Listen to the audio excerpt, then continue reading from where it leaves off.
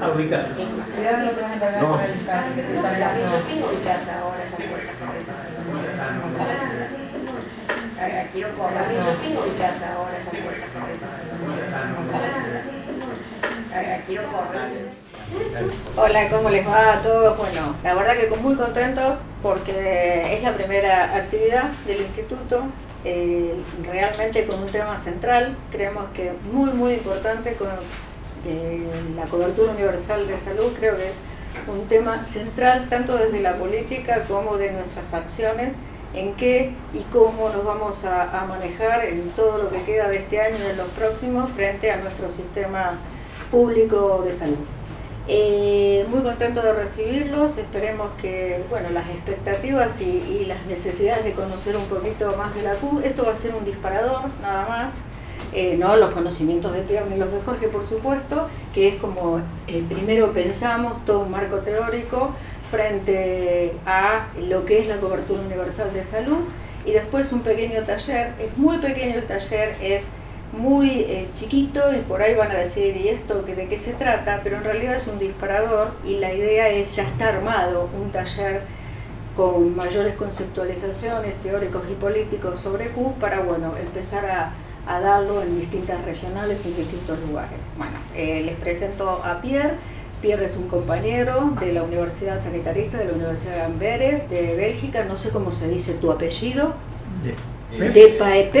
¿Cómo es? No importa. Pierre de Paepep. No sé cómo se dice, pero es Pierre, parece un compañero. En realidad un compañero que trabaja desde hace muchísimos años en todo el tema de seguridad social, tanto europeo, modelos europeos, como en América Latina. Está acá en la Argentina. Para nosotros es muy importante realmente contar con él y que colabore con nosotros, y hay una conceptualización más política de lo que sucede en la Argentina que la va a dar Jorge. Bueno, buenas tardes y muchas gracias por la invitación. Me presento un poco más. Pierre, el apellido en mi idioma, que es el flamenco, se pronuncia de Pape, medio difícil, y el origen del apellido parece ser hijo de cura. Es papista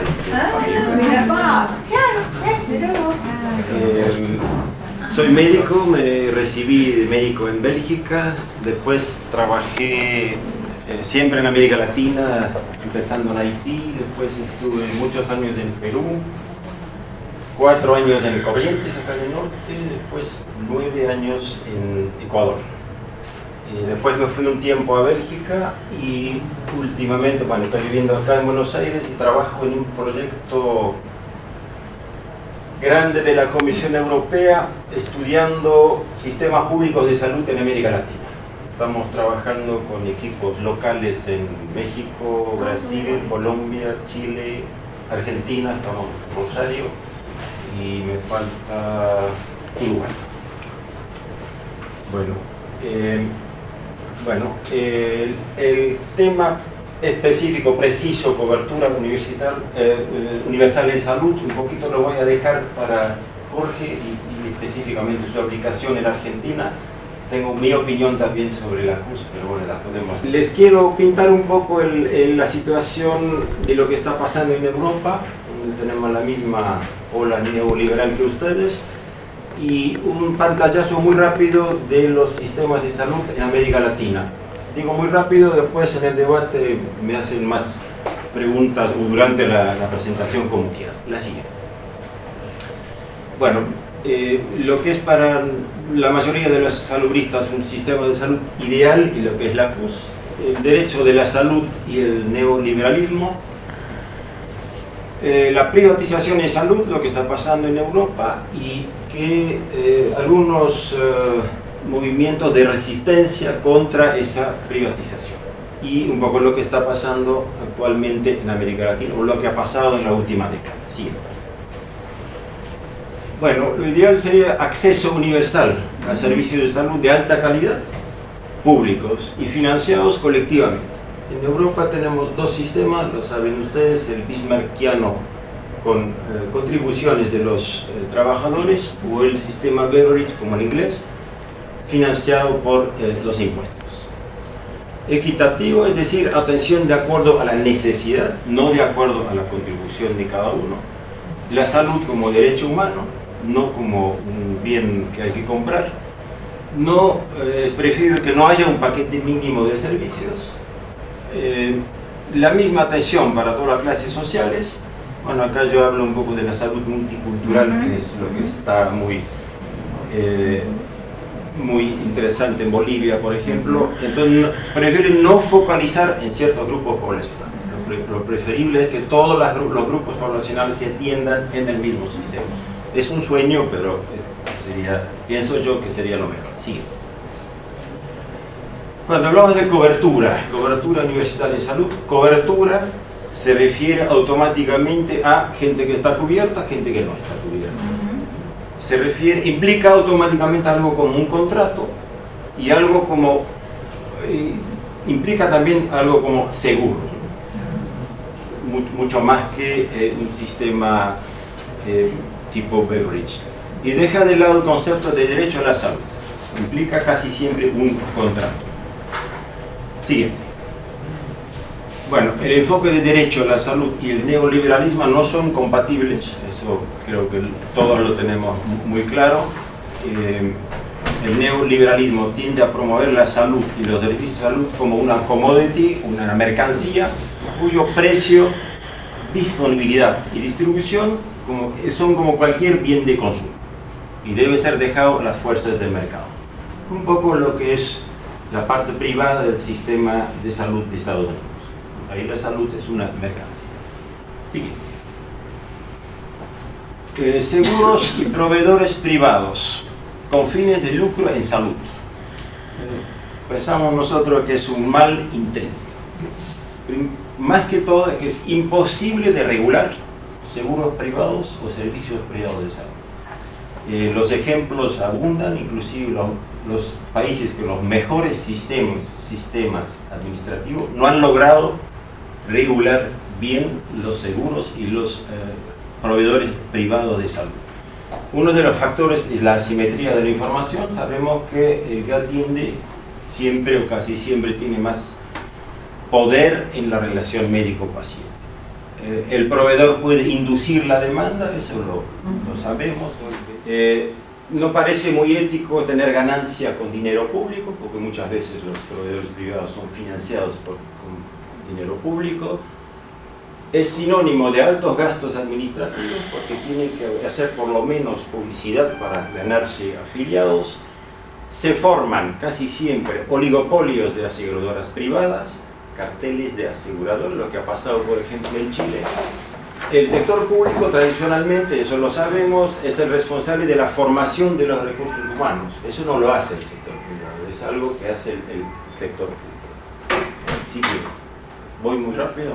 Es que me han dicho que tengo 30 minutos. Sí, no puedo. Bueno, les quiero hablar de esta señora Ayn Rand, que es una no tan conocida, es una autora rusa en realidad que emigró a Estados Unidos y formó un movimiento que se llama el objetivismo. Acá pueden ver ustedes que ella es la autora preferida de personas amables como el presidente Trump, el presidente Macri, Reagan, etc. Vargas Llosa también es fanático de Ayn Rand. ¿Qué dice ella? Habla de la virtud del egoísmo. Para ella lo que mueve la sociedad y que lo va a llegar a buenos resultados es el egoísmo como motor del progreso. Combate al colectivismo en cualquiera de sus formas. Los pobres los llama ella parásitos sociales, así tal cual. Tiene un desprecio total a la solidaridad social.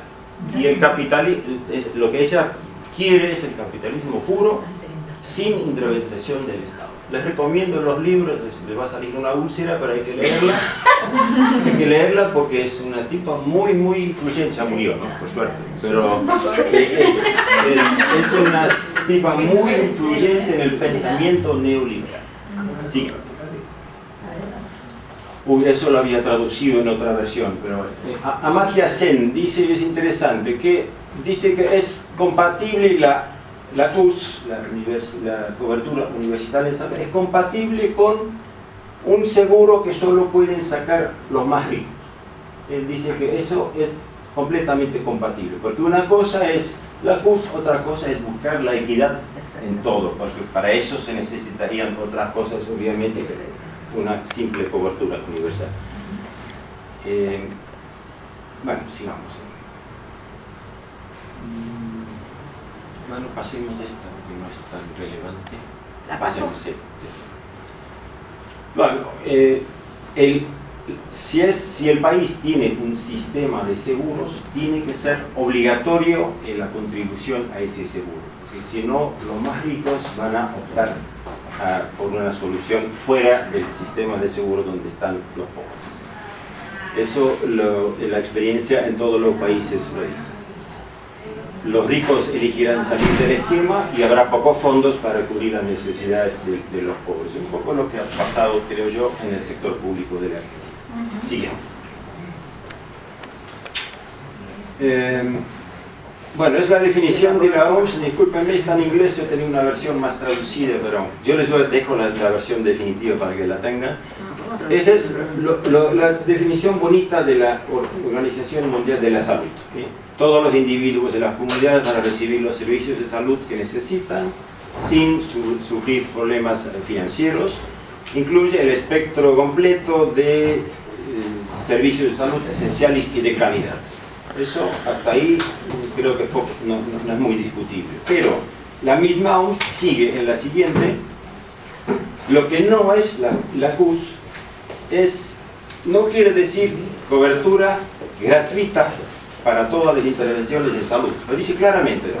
No es cobertura gratuita para todas las intervenciones, independientemente del costo. Porque ningún país puede proveer todos los servicios gratuitos sobre una base sostenible. O sea, claramente la OMS dice, no, acá no hablamos de todos los servicios. Y después, más claramente, retoma el concepto del Banco Mundial, dice, no solo es asegurar un paquete mínimo de servicios, ese término lo conocemos, desde el 93 del Banco Mundial, paquete mínimo de servicios. Que lo cual dice, bueno, progresivamente se puede ampliar ese paso. Bueno, eso, pero lo esencial es, dice que es un paquete mínimo de servicios y el resto no va a ser gratuito. Sigue. Bueno, lo que dice Oxfam, ¿no? La obsesión con el aseguramiento de salud, como el modelo de la CUS, ha desviado la atención del problema de cómo generar más ingresos por los impuestos en los países de bajos y medianos ingresos. Yo creo que sabemos que ese es un problema, cómo generar impuestos en nuestros países. Generalmente los que podrían pagar no pagan sus impuestos. Solo con la mejor administración del cobro de impuestos se puede aumentar el financiamiento para la salud en el 31%. Ya sería un avance. Siguiente. Bueno, la situación política en Europa es para llorar, ¿no es cierto? Tenemos populismo de derecha en casi todos los países, un auge de la xenofobia, nacionalismo por todos lados, conservadores. En Francia, por ejemplo, en las elecciones del domingo vamos a tener un candidato bien de derecha y una candidata de ultraderecha. Eso es lo que queda del progresismo de Francia. Así que, bueno, en España, en Hungría es un gobierno directamente xenófobo que maltrata a los refugiados. Polonia, el Reino Unido tiene un partido neonazi bastante fuerte. En mi país, en Flandes, que es mi región de Flandes, tenemos el alcalde o el intendente de Amberes, es de la ultraderecha. Alemania todavía no es muy grande la influencia. Francia, bueno, ya lo mencioné. En Holanda, ustedes han visto las elecciones de Holanda, por suerte no ganó por mucho la ultraderecha. Austria tiene una influencia de la ultraderecha que casi gana las elecciones. Y bueno, Rusia es un caso, digamos que es un caso aparte. Sigue. Bueno, no voy a hablar de eso, porque de eso yo hablaba hasta la elección del presidente Trump, de los tratados internacionales. Él no quiere saber nada de eso. Entonces lo único rescatable, creo, del presidente debe estar preparando algo peor. Sí, para él rechaza hasta ahora los tratados internacionales de comercio, que eran una amenaza clara para el estado de bienestar en Europa. Pero por ahora está eso en stand-by. Siguiente. Bueno, hay privatización del financiamiento y los servicios de salud en todos los países europeos. Yo creo que ningún país es salvo. Y cada país obviamente la hace según su contexto y según el sistema de salud que tiene. Siguiente. Pasemos de esto porque es muy largo. Bueno, Holanda, ¿qué hizo Holanda? Holanda tenía un sistema bismarckiano y tenía seguros de salud públicos. Lo que hicieron una reforma hace como 10 años ya, privatizaron todos los seguros de salud. Un poco siguiendo el modelo chileno, son como ISAPRES. Bueno, la calidad y el acceso han sufrido bajo este nuevo sistema, hay muchas publicaciones sobre eso. Los costos suben, siempre se dice que los privados son más eficientes que los públicos, ¿no es cierto? Los costos suben más rápido ahora, 5% arriba de la inflación. A ustedes, argentinos, les parece poco, 5%, pero Holanda no tiene inflación, tiene 0% de inflación, así que los costos que suben 5% es importante. Tienen 20% de costos administrativos, que es el segundo más alto del mundo, porque están tratando de ganarse afiliados, y quedan 4 aseguradoras grandes, igual como en Chile. En Chile también quedan 4 aseguradoras grandes, de los cuales 3 son internacionales, no son ni siquiera chilenos. Bueno, hay servicios que ahora no son incluidos en el paquete básico, cosa inédito en Holanda. Odontología está afuera, fisioterapia está afuera, etc. Se puede obviamente siempre contratar un seguro privado, pero eso no es accesible a todos. Los ancianos pueden enfrentar primas de seguro muy altas, y las personas con enfermedades preexistentes a veces les cuesta mucho obtener cobertura. Cosa insólita para Europa, eso no existía antes, ahora ya lo tenemos, nos estamos poniendo al día. El Servicio Nacional de Salud en Inglaterra, bueno, de eso no voy a hablar mucho. Ya saben ustedes que no queda mucho del aspecto público del Servicio Nacional, es un esqueleto que tiene miembros privados. Lo inició Thatcher ese proceso, el supuesto socialista Blair lo aceleró mucho más, y bueno, Cameron lo terminó. Crearon un cuasi mercado interno, o sea, los servicios públicos compiten uno con el otro, lo cual les obliga a tener una lógica privada, ya no parecen servicios públicos.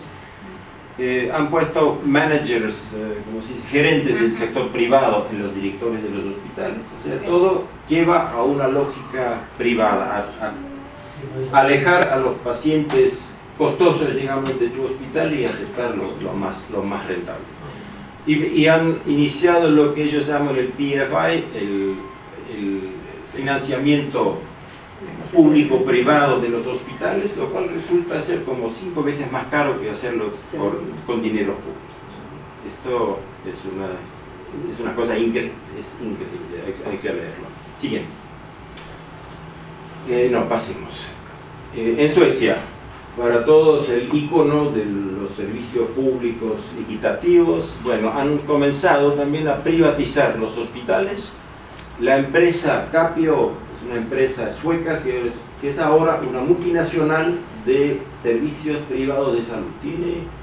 Está casi en todos los países europeos. Es un nuevo fenómeno en Europa, son las multinacionales de provisión de salud, más que todo hospitales. Como las cadenas de hospitales que tiene Estados Unidos, ahora también Europa los tiene. Así que los suecos aparentemente siguen con el viejo, eso mismo lo dicen, el viejo principio del acceso universal a la atención de salud, pero dicen ahora que puede haber una prestación pluralista, ya no es solamente un monopolio del Estado público, estatal. Vamos a ver cómo les va a los suecos, pero bueno, esa es la evolución. Sigue. Francia, bueno, Francia también otro icono, digamos, de los servicios estatales, ha privatizado hospitales en gran cantidad. Lo hizo a su manera, en el mismo hospital ahora tiene servicios públicos y servicios privados, con los mismos médicos muchas veces que se aprovechan de la instalación, de la infraestructura, los equipos públicos. Un poco lo que tenemos acá en algunos hospitales también. Sigue. Alemania. Alemania es el campeón mundial, se dice, de la privatización de hospitales, donde antes la gran mayoría de los hospitales en Alemania era pública, ahora más y más son privados. Y un proceso continuo de cierre de hospitales públicos. Otra evolución fatal, diría yo, es lo último. La gente que gana más de 4.462 euros por mes puede optar para salir del sistema de aseguramiento público. Es decir, yo no contribuyo más, yo compro un seguro privado. Lo cual nuevamente va a dejar al sistema público con menores recursos. No hay solidaridad de los ricos, para sorpresa de todos. Bueno, acá están estas nuevas multinacionales. Ahí dice Fresenius, es ahora la más grande en Europa, y la segunda es General de Santé de Francia. Capio también es creo que debe ser la segunda. Nuevo fenómeno, cadenas hospitalarias en distintos países, las multinacionales de los hospitales. ¿Y quién va a controlar eso, no? Deben tener los ingresos, van a los paraísos fiscales, no hay nadie que puede controlar los ingresos si están en 8 países, etc. Preocupante. Siguiente. Bueno, resultado de esto, dice que el 50% de las operaciones de rodilla no eran necesarias. Porque, claro, una vez que la inversión está hecha, hay que trabajar, porque tiene que ser rentable. Que quedan todos sin rodillas. Siguiente. Claro. Bueno, rápidamente para decir cómo se le va preparando a la gente a presentar a esta privatización como algo positivo, ¿no? Canadá, que tiene un seguro público único muy bueno. Mira lo que escribe el Toronto Sun, que es un diario importante en Canadá. Los ideólogos de izquierda le han estado mintiendo ya por demasiado tiempo a los canadienses. Ya es hora que se les diga la verdad. Dice, es perfectamente posible tener la CUS, digamos, para todos los ciudadanos, permitiendo al mismo tiempo la libre elección y la provisión privada de la atención de salud. Están preparando a los canadienses también para que se privaticen los servicios. Ustedes saben la influencia de la prensa. Siguiente. Y The Telegraph, un diario de Inglaterra, el Servicio Nacional está en quiebra. ¿Con qué hay que reemplazarlo? Bueno, por ejemplo, los servicios privados como en Suiza, los hospitales privatizados de Valencia, etc. Bueno, la gente, como no sabe muy bien, no conoce mucho de los sistemas de salud, dice, mira, qué interesante. Bien. España, que tiene o tenía, creo que uno de los mejores sistemas de salud del mundo, público, único, financiado a través de impuestos, también está privatizando. No se pregunta por qué, no sé si tienen buenos resultados. Se ha confiado a entidades privadas, mucho de la tecnología avanzada, donde está obviamente la ganancia, ¿no es cierto? Entonces son esas entidades privadas que también imponen los precios. Sigue. ¿Cuánto tiempo me queda? Todo lo Bueno, entonces hemos visto que hay, cada país está en este proceso de privatización a su manera, ¿no? Holanda privatiza el financiamiento, los seguros privados de salud, y Reino Unido mantiene el financiamiento a través de los impuestos, pero privatiza los servicios. Falta ahora un país que haga las dos cosas. Bueno, nosotros vamos a ser los primeros. Bueno, rápidamente, ¿cuál ha sido la reacción, más que todo, del personal de salud a esta evolución? Digo especialmente el personal de salud, los trabajadores de salud, porque la población en general no ha reaccionado mucho a esto. Diría yo porque ha sido una evolución lenta, ¿no? No es que de golpe se les ha quitado la cobertura total, de golpe se ha impuesto un paquete mínimo, no, es de a poquito. La gente parece que no se da cuenta. Siguiente. Bueno, esa es la red europea, tiene un espacio en la internet bastante interesante, la red europea contra la privatización y la mercantilización de la sanidad. Existe en casi todos los países de Europa, la salud nacional. Bueno. O sea, para mí, los ataques del capital privado contra los servicios públicos son sistemáticos. Es sistemático, saben muy bien lo que quieren la ganancia, quieren la plata, y lo hacen en toda Europa. Ahora la resistencia está dividida, localizada. Muchas veces cuando se cierra un hospital público, la población local reacciona porque no quieren que se le cierre el hospital, pero no es sistemático. Y la resistencia es contra las consecuencias del fenómeno, y no contra la misma tendencia. Hubo huelgas. Por ejemplo, en España, la Marea Blanca, eso ha sido un movimiento muy importante. Y bueno, yo acá pongo ningún movimiento masivo, yo diría con la excepción de España. Eso requeriría algo mucho más masivo, una coalición entre trabajadores de salud y la población general, cosa que no se ha dado. Acaba de publicar el movimiento para ¿cómo se llama? People's Health Movement. Salud de los Pueblos, acaban de publicar un manual cómo organizar la resistencia contra la privatización. Tengo ahí el link que se puede bajar gratuitamente, es muy interesante. Siguiente.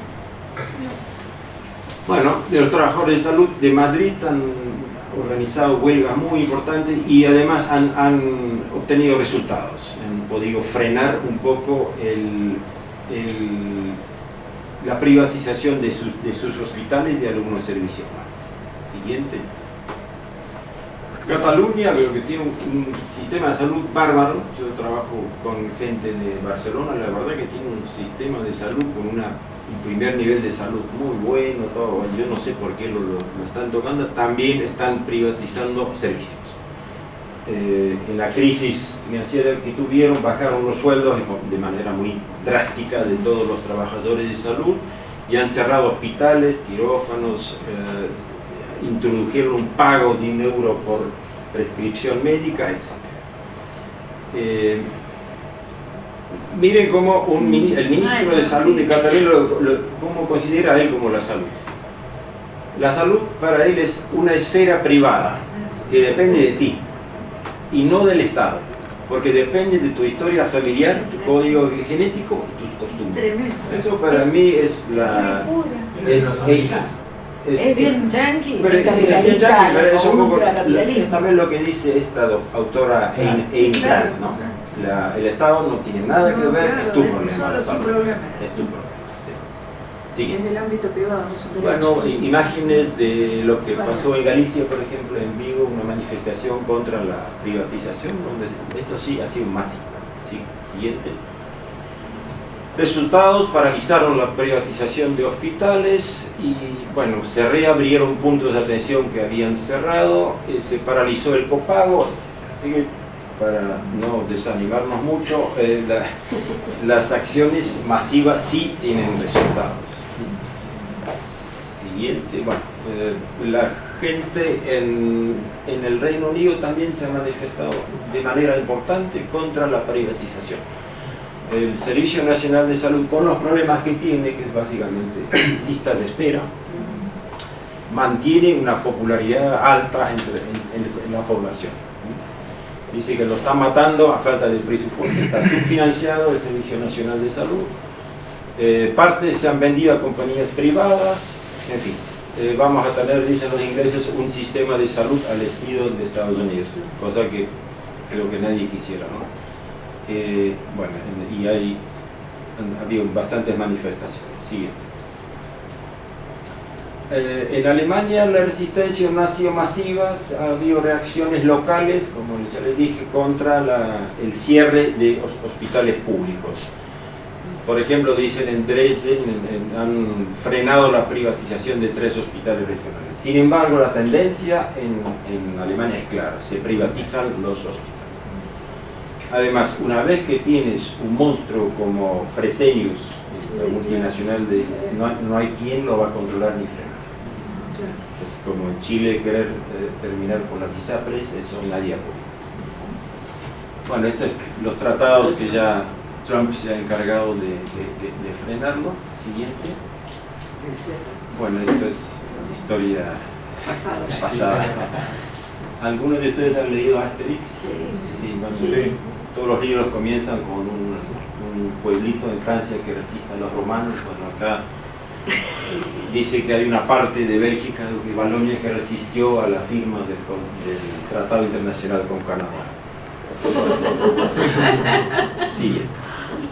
Entonces, en todos estos lugares había manifestaciones contra el Tratado Internacional de Comercio con Estados Unidos, para decir que no, eso sí no fue una cosa local, eso fue masivo. Por eso también tuvieron que frenarlo y ahora con Trump ya está fuera de la agenda. Siguiente. Bueno, ahora recientemente el 7 de abril hubo una jornada europea de acción contra la privatización, con bastantes manifestaciones en muchos países. Así que todavía la gente no se rinde, todavía se pelea. Siguiente. Bueno, acá los españoles de la Federación de Asociaciones de Defensa de Salud Pública, que dice, hay que trabajar en lo político, hay que trabajar en lo científico, hay que evaluar lo que pasa con los sistemas privados de salud y compararlos con lo público. Bueno, hay que ver cuáles son las repercusiones para los profesionales de la salud de la privatización. Pregúntenle a los colombianos cómo les va a los médicos colombianos que son contratados contratos de 2 horas. 2 horas. ¿Dos? Sí. Social, bueno, hay que movilizarse e internacionalmente, bueno, hay distintos órganos que un poco se ocupan de coordinar las actividades. Siguiente. Bueno, vemos ahora un pantallazo muy rápido de impresiones mías, digamos, sobre lo que está pasando en América Latina. Bueno, la pionera de la ola neoliberal, ya saben ustedes, ha sido Chile. Con Pinochet, en plena dictadura, impusieron un sistema netamente neoliberal como un experimento de un grupo de economistas, no saludistas, economistas de Chicago. No había el campo libre, digamos, para implantar cosas, no había sindicatos. Se instala esta reforma, se crean las ISAPRES de seguro privado de salud para la gente con más plata y FONASA para el resto de la población. Vuelve la democracia que hace, fortalece el sistema público de manera importante. Sin embargo, mantiene el sistema de libre elección, que es un financiamiento directo al sector privado. O sea que el que está en el sector público paga un pequeño plus y puede atenderse en el sector privado. Subsidio directo al sector privado. Las ISAPRES, las aseguradoras privadas, son extremadamente lucrativas. Un poquito menos ahora, pero los primeros años han tenido unas ganancias bárbaras. Y el lobby de las aseguradoras impide volver al sistema único que tenían los chilenos, y al que quisieran volver, pero no pueden, no hay cómo, ningún gobierno ha podido, ni siquiera Bachelet, cuando era ministra de Salud, que quiso hacerlo, no pudo. Siguiente, al menos dijo que quería. Colombia tuvo su ley 100 en el 93, otro experimento netamente neoliberal y muy drástico. Privatizó, impuso competencia entre aseguradoras privadas y públicas y entre proveedores públicos y privados. Obviamente perdieron los públicos porque no estaban en condiciones de competir. Cierre de muchos hospitales. Los pacientes, yo Colombia conozco muy bien porque hemos trabajado mucho en Colombia, el calvario burocrático para los pacientes es una cosa infernal. Hasta hace muy poco había 2 paquetes de servicios, uno más pequeño para los pobres y uno mucho mejor para los que pueden contribuir para sus servicios de salud. Nuevamente, ganancias extraordinarias para las aseguradoras. Hay el fenómeno de las tutelas, que son los pacientes que comienzan un juicio contra su aseguradora, diciendo, no me quieren cubrir eso, me voy a la justicia. Casi siempre ganan los pacientes, parece una carga burocrática para el sistema de justicia de Colombia, increíble. Hay como 100.000 por año. Muchos hospitales esos públicos grandes, importantes, quebraron y el sistema está permanentemente en crisis, lo están reformando todo el tiempo. Sin embargo, para la OMS, en el año 2000 fue el mejor sistema de salud en América Latina. Hay influencias. En México tenemos el seguro popular, es un poco tipo CUS, un seguro para un grupo poblacional que no estaba cubierto, un paquete muy pobre, y intentan, aunque no lo lograron del todo, derivar servicios al sector privado. Debilitó mucho el seguro social que ya existía, porque tiene menos presupuesto que antes. Sin embargo, los que crearon este sistema son reconocidos como los mejores saludistas del mundo por la OMS. Frank, que casi fue director de la OMS, después fue director en Harvard, es el que creó este sistema que la verdad que no hubo ni siquiera una disminución significativa del gasto de bolsillo de los afiliados del seguro público. Uno se pregunta cuál es el objetivo, si ni siquiera cumplió eso. Siguiente. Reformas neoliberales parecidas a la de Colombia la están imitando. Uno se pregunta por qué, porque no hay buenos resultados en Colombia. Perú está haciendo algo muy parecido a lo que hizo Colombia, y en República Dominicana no lo conozco muy bien, pero me han contado que es casi una copia de lo que se ha hecho en Colombia. Siguiente. En Perú, a pesar de la reforma, por causa de la reforma neoliberal, aumentó el gasto de bolsillo, la población asegurada, el ritmo de crecimiento no es bueno, y el gasto en los distintos sistemas de salud, de seguros de salud en Perú, es muy desigual. Va de $35 por asegurado al año, comparando con 270 para el seguro público y 540 para los seguros privados. Totalmente desigual. Siguiente. Bueno, esto puede ser un poco polémico. Los gobiernos, no sé bien cómo llamarlo, progresistas o populistas de izquierda, ¿qué hicieron en salud? Para mí es muy decepcionante lo que han hecho en salud. Brasil, el sistema único de salud, que parecía una maravilla cuando se creó, está totalmente subfinanciado, casi desde su creación. Tanto Lula como Dilma han promovido planes privados de salud para los trabajadores. El resultado, 25% de la población de Brasil ahora tiene seguro privado, con coberturas malas, bajas, paquetes muy deficientes. Y bueno, ahora Temer todavía está ofreciendo planes de salud baratos, con dinero público, y van a ser servidos por el privado. Ecuador.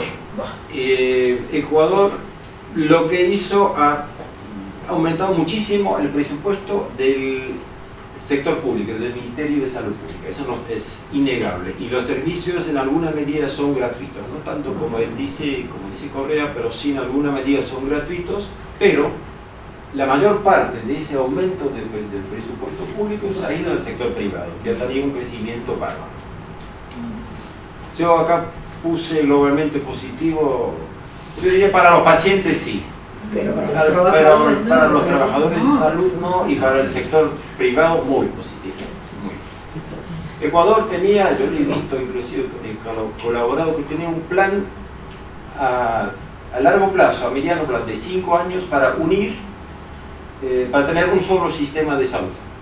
Estaba muy bien hecho, con todos los cálculos de cuánto iba a costar y todo, pero no lo hicieron. Por presiones, me imagino yo, del sector privado, no lo hicieron, lamentablemente. Bueno, acá lo dice que, bueno, todo acá esta es una imagen más bien positiva de Counterpunch, es algo que pueden leer tiene una página muy divertida en internet. que me parece que es una visión demasiado positiva de lo que ha pasado en Ecuador. Siguiente. Eso es innegable. La inversión en salud aumentó enormemente. O sea, han metido plata en el sector público. El presupuesto del Ministerio de Salud ha aumentado muchísimo. Lamentablemente, en vez de construir infraestructura pública, han contratado muchísimo al sector privado, que le vuelvo a decir, no es posible regular el sector privado, es imposible. Cierto. Bueno, esa es una evaluación más crítica. Entonces, los recursos públicos han ido a parar a manos de grupos de prestadores privados de salud. Sí. Venezuela, lo conocen ustedes, el operativo Barrio Adentro, con médicos cubanos, donde en un momento creo que hubo 25.000 médicos cubanos. Lamentablemente ese sistema nunca fue integrado al sistema público tradicional. Se dio, contra lo que uno esperaría, un crecimiento muy importante del sector privado también en Venezuela, y en este momento yo diría que lo que me cuentan conocidos que tengo en Venezuela es una severa crisis del sector de la salud pública, con escasez total de muchos insumos. Así que realmente está en crisis ahora. Bueno, Bolivia sigue teniendo un sector de salud muy dividido, muy segmentado. Mantuvo los programas del Banco Mundial. Uno esperaría que alguien como Evo Morales diría, bueno, fuera Banco Mundial, vamos a hacer lo nuestro. No, él mantuvo los programas con la focalización, los seguros materno-infantiles, que yo personalmente no creo que aportan mucho. Lo que sí iniciaron y establecieron la salud multicultural. Eso sí me parece bien. Integraron a la medicina tradicional a los servicios del Ministerio de Salud. Bueno, de Argentina no voy a hablar yo, eso hablarán ustedes. Siguiente. Para terminar, Costa Rica y Cuba son dos casos especiales. Costa Rica creo que es como un ejemplo de cómo puede ser un sistema de salud asegurador único. La caja es un sistema bismarckiano, ¿no? Inclusive lo copiaron un poco del sistema de Bélgica. No sabía eso, me lo contaron.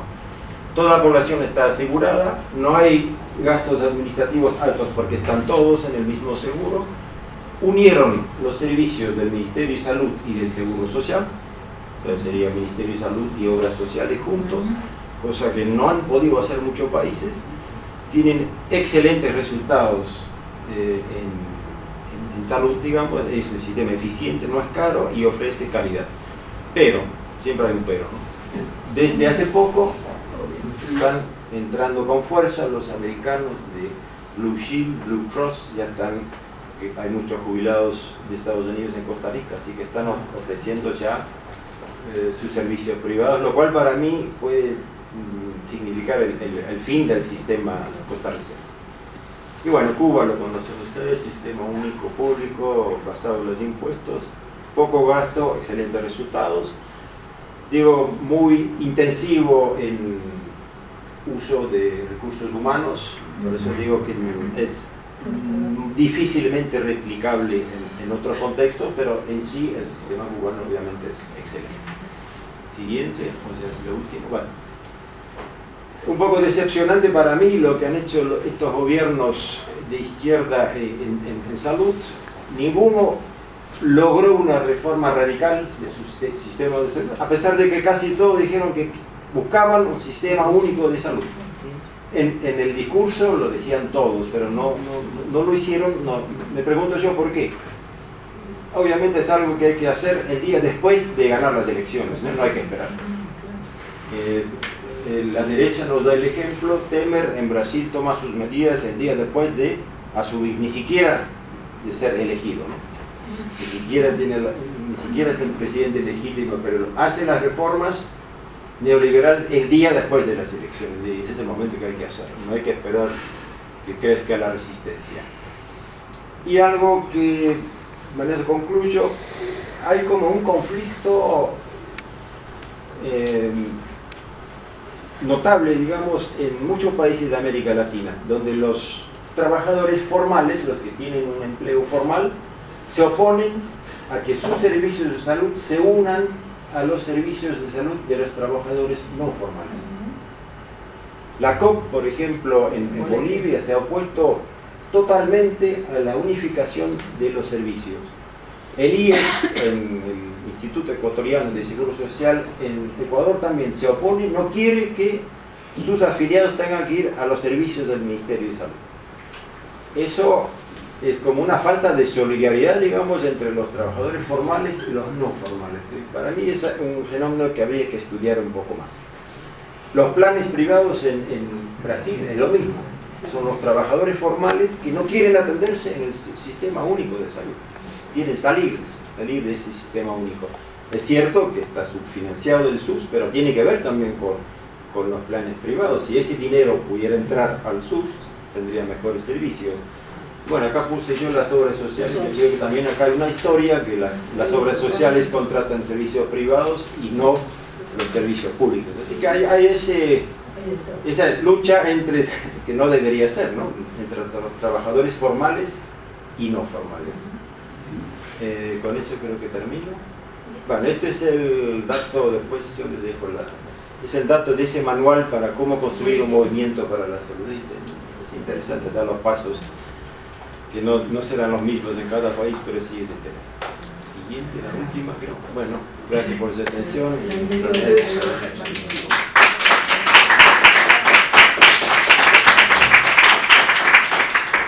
Gracias, Eder. Muy bien. Bueno, CUS, a partir de 2005 y a partir de 2012 es una política mundial, no es una política argentina, es lo primero que hay que señalar.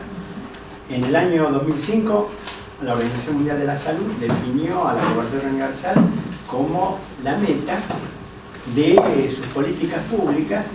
Y básicamente lo que dice es lo que decía Bianchi, un paquete de servicios mínimos creciente, y el objetivo de la CUS a nivel internacional es, textual, evitar que las familias entren en la quiebra económica por el pago excesivo de servicios de salud, como el objetivo primordial.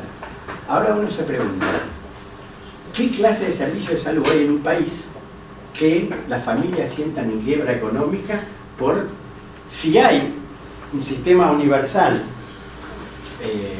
bismarckiano o beveridgiano, pero que uno tenga un nivel de acceso, nadie tendría por qué entrar en quiebra. Pero efectivamente entra en quiebra porque el conjunto de los servicios de cualquier forma de organización deja cada vez más zonas oscuras sin cobertura, y una parte de la población tiene un gasto privado elevado.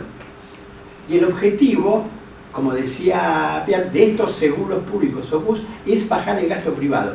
¿En qué resultó en Perú y México lo más extendido? El gasto privado no se bajó. Es decir, lo que paga la familia de sus bolsillos. Pero si uno toma el paradigma del líder del capitalismo mundial, que es Estados Unidos, que gastaba con Obama al comienzo de la gestión el 17% del Producto Bruto Interno. Cuando se fue Obama, con el Obamacare, que inclusive aumentó la cantidad de gente, estaba en el 19%. Es decir, que el gasto no bajó. Y la mitad de las quiebras personales en Estados Unidos son por servicios de salud pago. Es decir, por gente que se va a atender y tiene una cobertura mala, insuficiente de los seguros privados, que dice, no, a vos no te cubre. Pero bueno, ustedes vean, cualquier serie americana te cuentan cómo llegaste al final, estás internado y te viene el seguro y te saca la cabeza y te manda juicios. Es algo folclórico.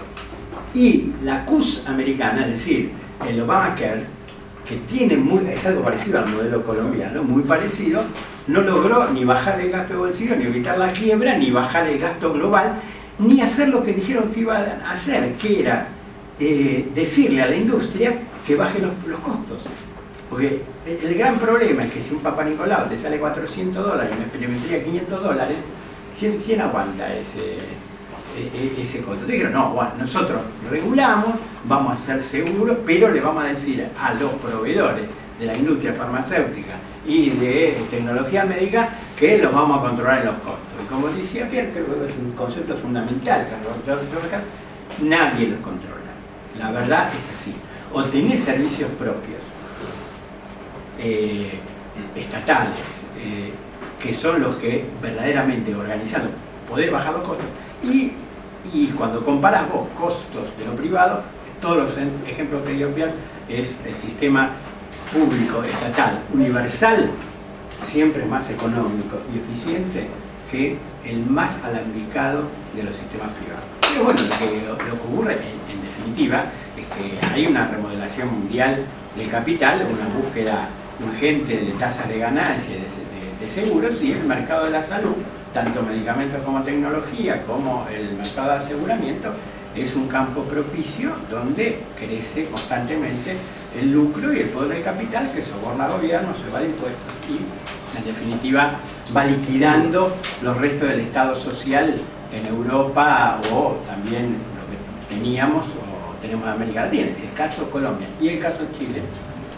Bueno, yo tuve el privilegio de participar en la movilización contra las AFP porque el paquete ISAPRE, FONASA, se complementó con las AFP, lo que pensaba Cavallo acá en el 94. Cavallo dijo, vamos a hacer las 3 aseguradoras, las AFJP para la jubilación, las administradoras de riesgo de trabajo, las ART, que todavía decían, y las ARS, las administradoras de riesgos de salud. Esa era la triada. Acá no llegaron, dejaron todo por la mitad porque hubo resistencia y complejidad. Pinochet, sin una resistencia, los impuso. Ahora los chilenos aportan el 12% de su salario, cobran $200 mensuales de jubilación, una catástrofe completa. 3 millones de personas en la calle, porque esto no da para más. Y los tipos ganaron durante 20 años que juntaron la guita y como no habían jubilado, se la quedaron todas. Es decir, todo el capitalismo chileno, Cencosud, Falabella, La Boloco, las viñas que se compraron en Mendoza, todo se hizo con guita de los jubilados. ¿De dónde sacó Concha y Toro y todo eso? Vinieron, la compraron con plata que la sacaron de las AFP. El Excel Group, que era la gran multinacional de compradora de acá, de agencia de salud, era chilena, con una base chilena. Bien. En la década del 90. Entonces, este es el contexto. En ese contexto no se quedaron contentos con la CUS como política de la OMS, sino que buscaron alianzas. El primer aliado, obviamente, Banco Mundial, porque Banco Mundial desde el 93 viene proponiendo esto, como también lo señalaba Pierre, ¿no? Y en el 2005 firman lo que sería la alianza estratégica Banco Mundial OMS con estos parámetros, y el lema del Banco Mundial es CUS para todos en el 2030. Este es toman al mata, es decir, lo que se dijo en el 70, salud para todos en el año 2000, lo dan vuelta y dicen CUS para todos, y nos la venden como la maravilla. Ahora, cuando vos le rascas un poquito, es seguro focal, es crecimiento progresivo, no está asegurado a toda la población. Hay todo un sector privado que sigue fomentándose y toda una parte de los servicios que no están cubiertos, y obviamente está el tema de la concurrencia público-privada, tanto la financiación como la prestación en la filosofía base del sistema. Pero no se quedaron contentos con eso. 2012 lo hicieron aprobar por la Asamblea de las Naciones Unidas y lo metieron al CUS para todos en el 2030 como política. Yo tengo como con Fernanda, comentábamos, nosotros estamos durmiendo, ¿no? La metieron, y realmente la resistencia internacional y mundial a esta política no funcionó, no tenemos una alianza internacional. Creo que lo comentaba en la reunión de Prosa, que cuando vamos a San Pablo, a la reunión de la ISP, con los sindicatos alemanes, bueno, con los propios sindicatos brasileños, Los sindicatos brasileños hablan muy bajito, cada vez más bajito en defensa de la cosa. ¿Por qué?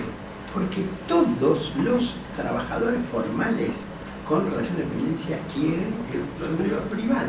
Y como no hay obras sociales, las empresas están ofreciendo un IME, y ahora con una reforma que introdujo Dilma y que continúa Temer, ya las privatizadas, es decir, las multinacionales como Amil o Blue Cross, están entrando a Brasil legalmente a ser el prestador. Argentina, que se presentó y perdió.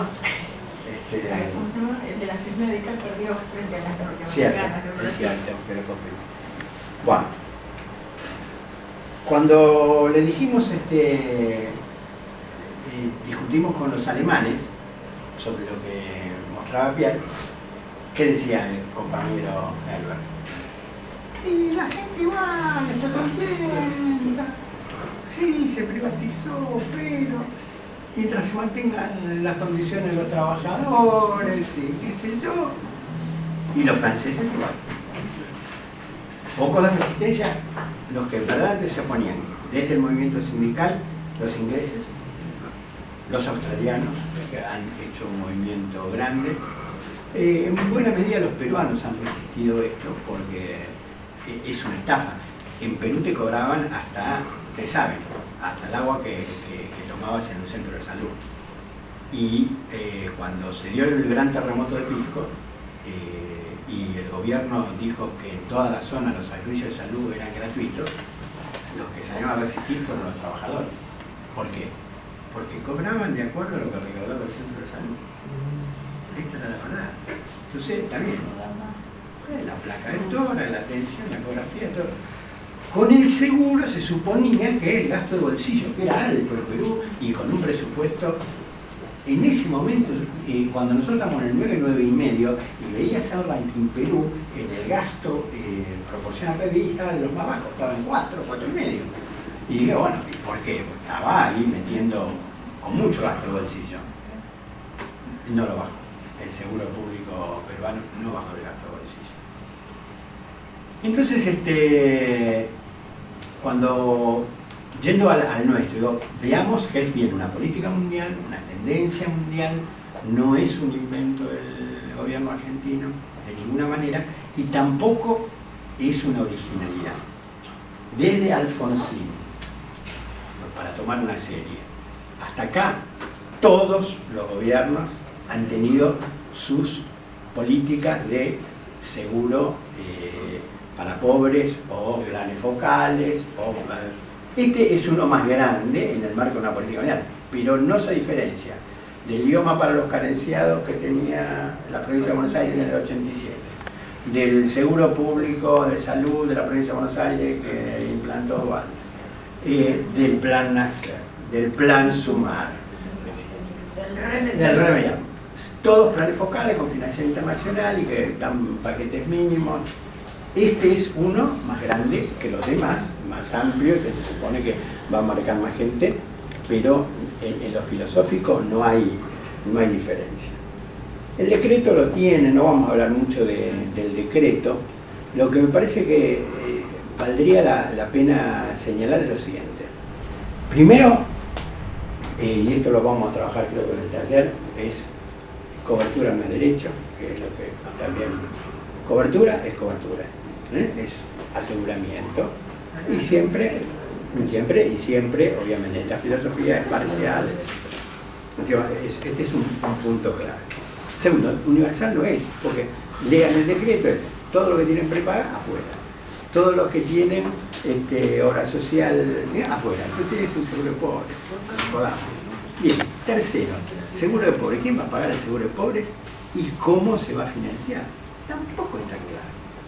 Cuando nosotros dijimos, bueno, 8.000 millones de las obras sociales que dice el decreto, 8.000 millones para un seguro y nada. 8.000 millones es nada. El gasto público consolidado argentino está más o menos en nación, provincia, 14.000 millones de dólares. 8.000 millones de pesos era. Entonces cuando nosotros dijimos que esto no alcanzaba ni para un kilo de pan por mes, cuando salió, y creo que Chavela lo encaró al ministro de Salud de Mendoza y le preguntó, y vos al ministro de Santa Fe, que iban al COFESA, ¿cuál fue la contestación? No, esto es para organizar el sistema. Claro, a ver, no da un seguro de 20 pesos, es una joda. Para imprimir el carnet. ¿Y cómo van a hacer? La progresividad, esta es la palabra. Empezamos con experiencias focales. Entonces en Chaco, ahí tenemos, una en Guaymallén. No, ni empezó. Se ha limpiado Mendoza. No van a hacer nada. Bien, por ahora, hasta hoy la CUS, hasta hoy la CUS es un convenio, una foto y 10 ambulancias de la CUS y la reconversión de los programas CUS medicamentos, que era el plan remedial, CUS atención primaria, que era médico comunitario, ahora todo se llama CUS, cambiaron los banners en el Ministerio de Salud, si te centras, lo vimos ahí con Claudia, ¿te acordás cuando fuimos? Y el verso es, desde Alfonsín estamos tratando de hacer esto, ¿no? Lo que nos decía... ¿Y qué proponemos nosotros? Bien, para, termino con la CUS, ahora que el segundo punto, presupuesto de la CUS. En la partida 80, que es la partida del Ministerio de Salud de Nación, para este año 2017 había 1.800 millones de pesos. ¿Cuánto? 1.800 millones. Nada. ¿Dónde estaba o dónde está lo no dicho de la CUS como remodelación del sistema? Si ellos pudieran, avanzarían con el plan Colombia. Es la idea de ellos. ¿Qué es?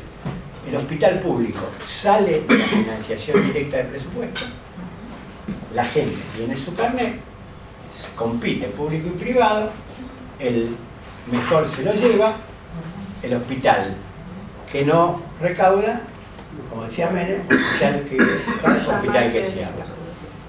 Y bueno, Colombia cerró, yo no sé, compró como 50, 100 hospitales, el hospital universitario. Fue realmente... Ahora, esto implica dejar de proveer de presupuesto al sector público y dárselo a los carnets, que es la verdadera intención de la CUS. Es decir, ¿quién va a pagar? El pobre no tiene plata para pagarse el seguro privado. Este es el punto. El régimen subsidiado de Colombia sería la CUS. Exactamente, el régimen subsidiado. Entonces, vos tenés que agarrar esa plata que hoy gasta el sector público en sus 1.700 hospitales y 7.000 unidades sanitarias y decirle muy bien, a los 10.000 o 100.000 o 1 millón de gente que está cubierta por la CUS, o los 14 millones, ellos están diciendo 17 millones. Esos 17 millones reciben en su carnet una carga, ¿vale? Y con ese carnet van al hospital y el hospital factura. Pero podría también ir al sector privado si se lo da por mejores servicios o menos lista de espera, o le da buenos precios o hay cobertura. Y, digamos, también esto en su momento ocurrió en Chile, obviamente, en Estados Unidos, sector privado. Entonces, el tema es que no ha avanzado más la CUS porque esta remodelación presupuestaria a fondo todavía es muy difícil de digerir. ¿Quién se va a comer? Y los trabajadores que nos digan, miren, dejamos de ganar sueldo por negociación colectiva de trabajo y empezamos a ganar vía seguro como ganaban los de la atención primaria peruana, y es un escándalo, va a ser un escándalo y una resistencia. Entonces, por ahora no ha pasado de operación propagandística y luego de ensayo, fotitos, ambulancias, y están esperando a ver qué es lo que vamos a hacer nosotros. Esto es lo que uno piensa. ¿En qué provincia? Lástima que no han podido venir las compañeras, pero el lunes estuvimos en Salta, tocando el tema CUS en Salta. Si hubo un lugar donde avanzó más esta idea de privatización, fue Salta. De hecho, fue la primera provincia que gerenció un hospital público con una empresa privada multinacional, que fue la Santa Tecla Catalana, y que después, con toda la lucha, nosotros la revertimos. E implantaron el Seguro Provincial de Salud. E hicieron experiencias focales e hicieron la remodelación del presupuesto. en Cafayate. En Cafayate todo el mundo tenía su carnecito, ibas al hospital de Cafayate, te atendías por el seguro provincial, y el tema es el siguiente: si vos derivabas, porque el hospital de Cafayate la verdad era pobrecito y tenías que derivar a Salta Capital, como está ahora, dejaba de cobrar la capital.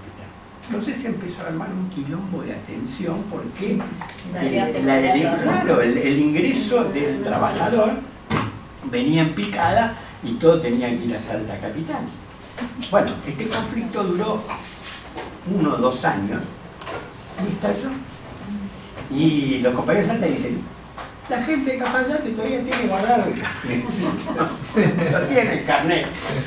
Pero dejó de funcionar como seguro porque la remodelación presupuestaria que planteaba, te dejo de pagar presupuesto y te pago vía seguro, tiene que tener algo muy fuerte porque hay una resistencia natural. Y hay la segunda resistencia natural, es que tenemos una cultura en amplios sectores de la población, inclusive los cubiertos por prepagas y por obras sociales, de que el jardín te da el derecho a cuidar el hospital público y que el hospital público es eso. Lo comentaba Norma. ¿Qué? Si lo puedes repetir lo que acabas de decir.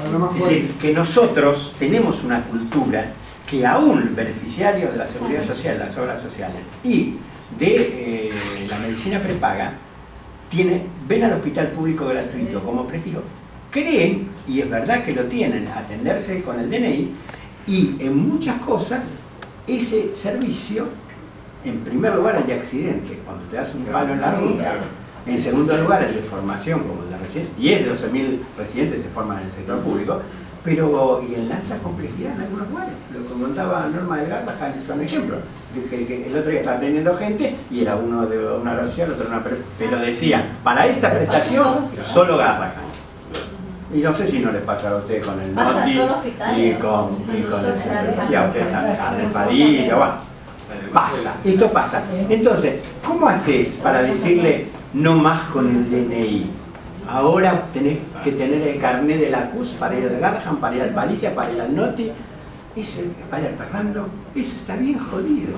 O al Posada mismo, que es un gran centro, con más de medio millón de consultas, y que la gente lo siente como derecho. Entonces, ahí hay un tema, es el tema más grave que tienen ellos y políticamente me parece el más importante que tenemos nosotros. La primera propuesta, contestando 2 minutos y termino con esto, tenemos que defender lo que tenemos. Es lo primero, lo que tenemos. El presupuesto público tiene que seguir, tiene que aumentar. Tenemos que mejorar la calidad, tenemos que mejorar la hotelería, tenemos que meter inversión en infraestructura, tenemos que meter cosas en medicamentos, pero tenemos un sistema que funciona, donde podemos hacerlo crecer. Podemos convencer inclusive a beneficiarios de otros sistemas que la modificación y convergencia no es algo que le va a quitar derechos en una política pública de mediano plazo. Es la que hizo Carrillo a Perón en 1947, le dijo: dame las 2 cajas que las quiero unificar. La hizo solamente Costa Rica en el mundo. Bueno, pero son 2 cajas muy grandes y muy importantes. Y creo que por ahí hay que pensar en nuestro movimiento por el derecho a la salud como no solo el rechazo a esta remodelación, privatización, quita de derechos, carnet de pobre, canasta seguro focal, canasta básica, digamos, el paquete que se viene, sino también un sistema público que se amplíe y que mejore la calidad, porque sabemos que tenemos no es bueno comparado con otros países, sin embargo, relativamente en otros países todavía el sistema público está más desprestigiado que en el nuestro. Eso también hay que hacer. ¿Cómo? No vienen de Paraguay, no vienen todo el tiempo. No, pero obvio, Paraguay es una catástrofe. Paraguay es una catástrofe. Muchachos, hasta acá esta breve introducción, obviamente, al tema CUS Argentina y a cómo estamos ahora. Creo que tenemos que mirar los próximos pasos que van a dar.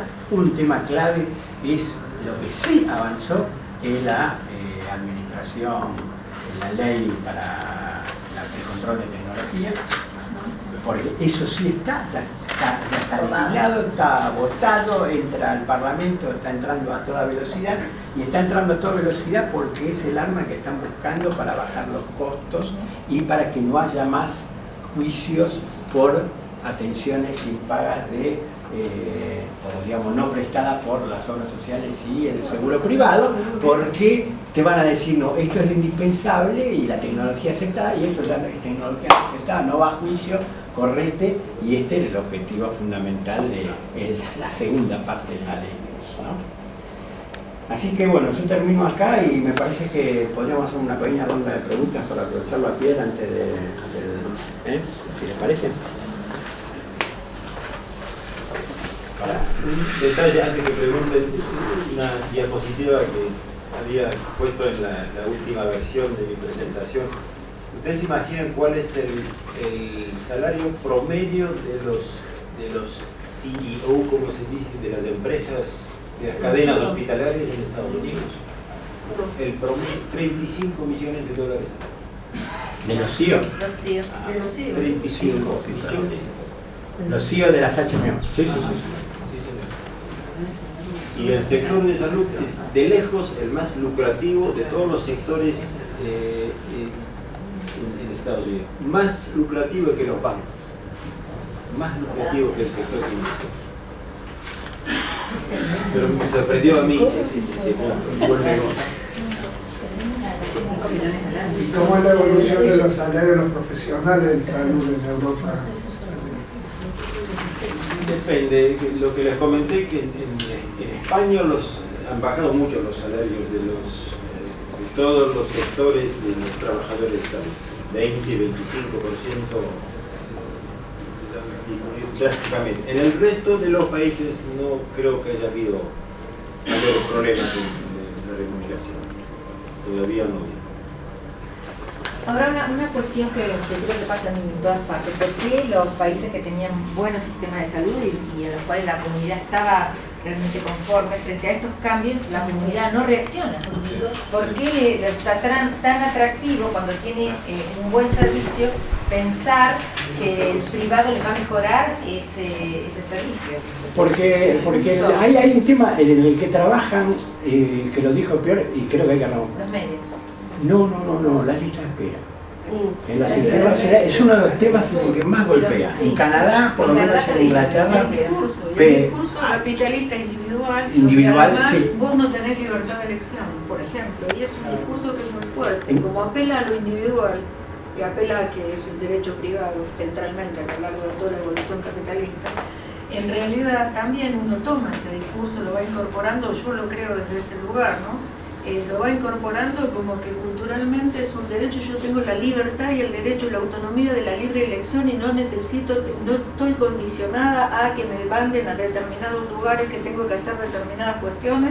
Y por el otro lado, las listas de esperas, porque si yo tengo si yo tengo acceso, si hay otro que me está prestando una mejor. Nosotros lo tenemos con algo muy boludo acá en la Argentina, que es la hotelería. La hotelería que te brinda un sanatorio pedorro que no te da absolutamente nada, pero te da la conchita de colores, las boludeces y toda la historia. Entonces, si yo soy un asalariado que medianamente tengo una condición, una obra social, o puedo pagar un prepago y puedo elegir eso porque tengo que tener un sistema público de salud donde todos somos iguales, donde a todos nos atienden de la misma manera y donde somos iguales, el negrito, el blanquito, el verdecito, el coloradito, el que gana mal, el que no gana nada, el que no tiene trabajo informal. Yo creo que en el discurso, además, que es construcción de ideología, el discurso me parece que se construyó y a lo largo de muchos años de distintas etapas.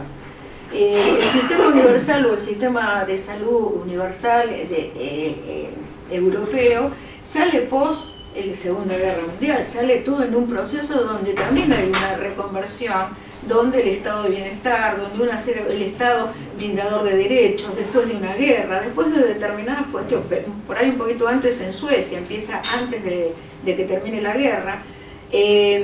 En Alemania surge con los beneficios sociales el bismarckeno de 1883 y todos los derechos sociales de los alemanes hacia la salud como un derecho, a la salud como algo que es colectivo y un derecho humano hacia todos. Me parece que eso también hay que ver distintos procesos y distintos procesos políticos. Sí, ¿Por sí, qué esto va pasando a lo largo de cuántos años y qué pasa con la primera etapa neoliberal de la década del 90? La de ahora es una vuelta de tuerca con la cobertura universal de salud al proceso neoliberal, me parece además que desde lo discursivo, ¿no? Porque fracasaron un montón de cuestiones. Fracasó más aumento de inequidad social, más desprestigio, entre comillas, del mercado. El mercado no vino a solucionar nada, pero ahora, a partir del 2005 en adelante, hay una política, me parece, una política de reconversión de los estados. El Estado tiene que tener otro rol importante, no aumentar la tensión entre la polarización social. El Estado vuelve a ser un garante de determinados derechos con una modernización del Estado y además con bajar la conflictividad social, tratar de decir que mejoramos las condiciones y tratar de mejorar la gobernabilidad. Yo creo que no es casual, además de poner cobertura universal, no es casual de darle el nombre de cobertura universal y de decir cómo el mercado, no hay modificación del proceso neoliberal donde el mercado es el eje central de la provisión de salud. Es la misma, simplemente con algunas otras características diferentes, porque sigue siendo el subsidio del Estado al privado, sigue creciendo lo privado, sigue universal, de universal no tiene nada, como derecho tampoco, porque es focal a determinada población, a la población pobre, con discriminación. Pero me parece que es una, también habría que, no sé, es mi opinión, ¿no? Es una, ver también los diferentes procesos políticos del siglo XX y parte del siglo XXI. ¿Y por qué? Porque nosotros creo que desde que estamos en la Cicopia en esto nos hemos preguntado siempre ¿por qué la salud no está en la agenda de los estados?